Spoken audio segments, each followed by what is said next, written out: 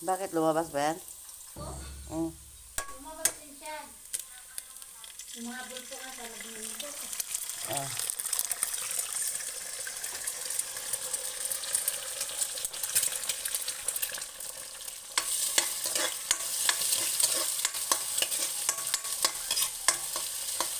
Meron na ang iiyak.